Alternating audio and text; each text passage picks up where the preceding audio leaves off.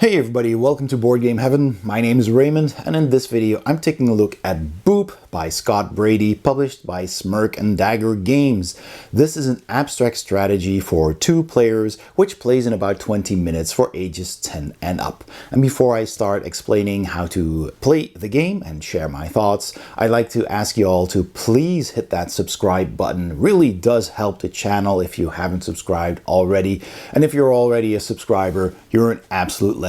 Thank you so much. Also, please check out my Patreon page by clicking the link in the description below and find out what kind of perks supporters of my channel can get. All right, that's it. So let's set up a game and explain the rules. To set up a game of Boop, take all the pieces out of the box and flip over the box itself. Give the gray pieces to one player and the orange pieces to the other player, and put the bedsheet playboard on top of the bottom of the box. Separate all the kittens, which are these smaller ones, from the cats, which are these bigger ones, and you start playing with the kittens. The cats are basically set aside in a separate pool for later during the game. And that's all you need to do to set up the game. Let's explain the rules. Now, the goal of the game is to get 3 cats in a row on the board. So, for example, if gray is my color, if I manage to play this, I win the game. But there is, of course, a trick to doing so, and you don't start out with cats to start the game, because you start out with your 8 kittens, and you will always have a pool of 8 playable cats or kittens and a reserve, and you start out with 8 cats in the reserve. So to start the game, I can play one of my kittens anywhere on the board in one of these squares. So for example, I'm going to place my kitten here. Normally you would place them upright, but for the sake of this video, I'm going to place them down so you can see them better. So players take turns placing at the start one of their kittens on the board, and later if you manage to get some cats, you can also play cats, and I'll explain how to get those in a bit. But every time you play a piece on the board, so for example, the other player is now playing a kitten right here, then any kittens in the surrounding areas, both orthogonally as diagonally, will get booped one spot. So if this kitten is placed here, then this other kitten is getting booped one space away. And if there are multiple kittens on the board already, so for example, and you also boop your own kitten, so if this player were to place a kitten here, they would boop this kitten away. And if I were to place a kitten here after that, I would boop all of these away. And if I place a kitten somewhere that would boop another kitten off of the board like this, then that player simply gets that piece back into their pool of playable pieces. This one would also get booped. There's also no chain booping, so if I boop this kitten with this one, it bumps into that one, but this one does not get booped off of the bed. And another rule is if I put a kitten somewhere and this kitten gets booped away, this kitten would normally also get booped away, but since there's already a kitten on this space, it would bump into that one, so nothing happens. So players continue to take turns. So for example, there's going to be a kitten here. Maybe I want to play a kitten here. This one does not get booped and there's nothing else surrounding them. Then it would be the other player's turn. Maybe they were doing this to try and line up some kittens. But I see that I can now get 3 kittens in a row. Now that doesn't win me the game, because remember, I need to have 3 cats in a row. This one gets booped away. This one does not.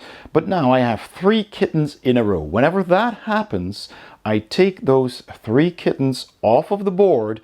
They are removed from the game. They are not returned to my pool. So I remove 3 kittens and I get 3 cats from the reserve back into my pool, so that I still have 8 pieces. 3 on the board right now and 5 here in my pool. And that is how you get cats. Now, I can also choose to play cats on the board instead of kittens. As long as I still have kittens, I can, of course, also play those. So now maybe the other player is going to do this. This one gets booped, this one gets booped, this one will not get booped, and that's 3 in a row. So they remove these 3, they remove them from the game, and they take 3 cats from the reserve into their pool. Now, should you ever have a situation where you could potentially have 2 3 in a row, so if this is the case and I put a kitten here, then these 2 wouldn't get booped, and now I have 3 in a row on both sides. When that happens, you simply pick 3 of the kittens you want to remove. So maybe I wanted to remove these 3 and then take 3 cats. For that, remove these from the game and take 3 cats. Cats, however, are special, different than kittens, because a cat can boop kittens, of course, just like normal, but kittens cannot boop a cat. So if I place my kitten next to a cat, this one will not get booped because they are bigger than the kittens. But cats can, of course, boop other cats and kittens. Now let's say if I ever have, so for example, this is the case, this boops this one, and I have a 3 in a row. So I boop this one off, and I have 3 in a row with 2 kittens and a cat, or with 1 kitten and 2 cats.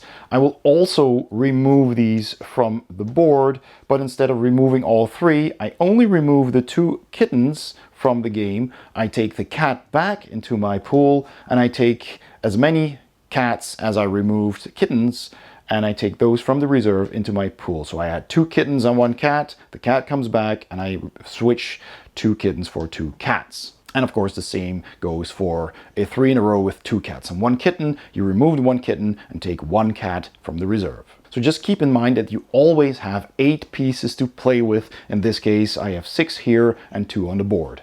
If I should ever have all of my pieces on the board, I'm just gonna place them randomly. It doesn't really matter what I do.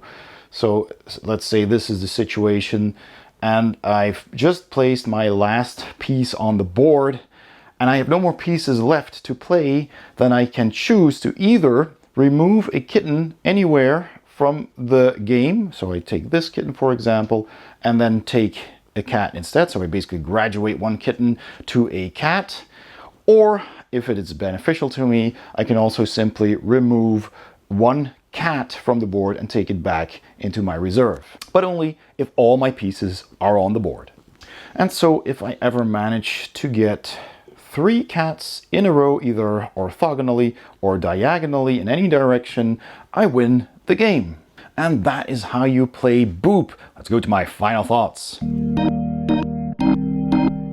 So my final thoughts on Boop by Smirk Dagger Games, who I'd like to thank for donating this demo copy for me to review. Thank you so much.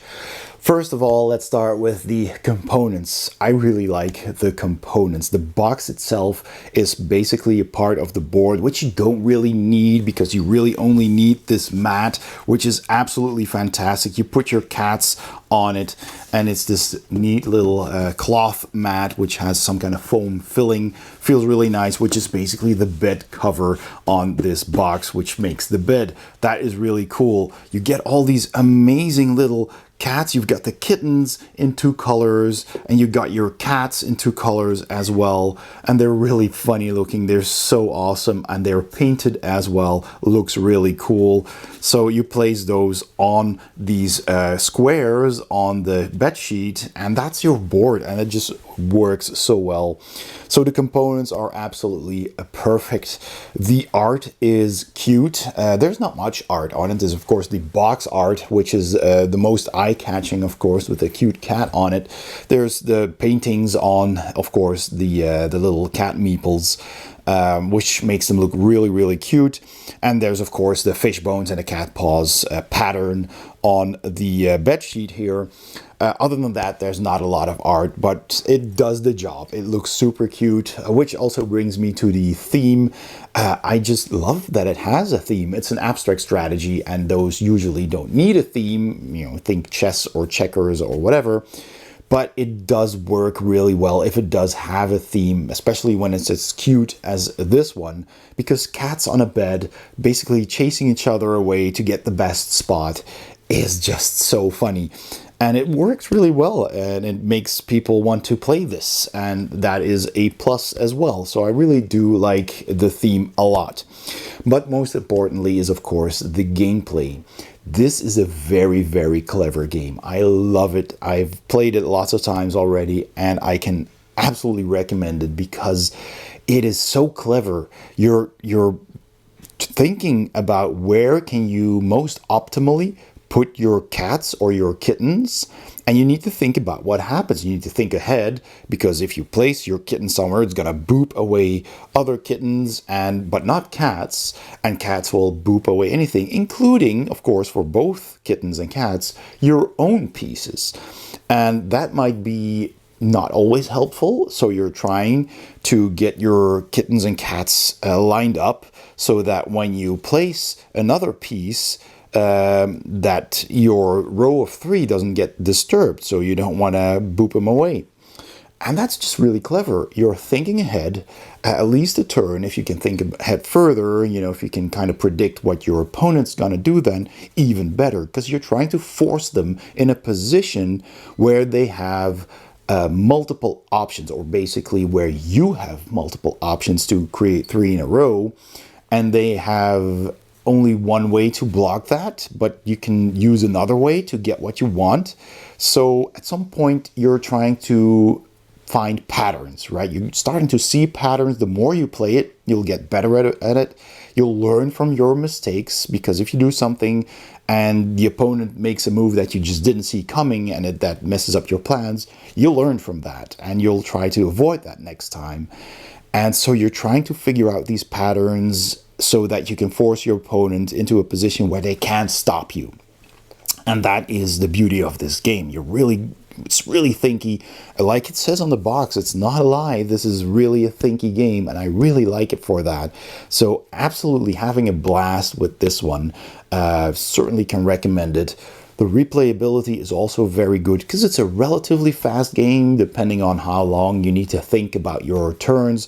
But, you know, 15 to 20 minutes sounds about right.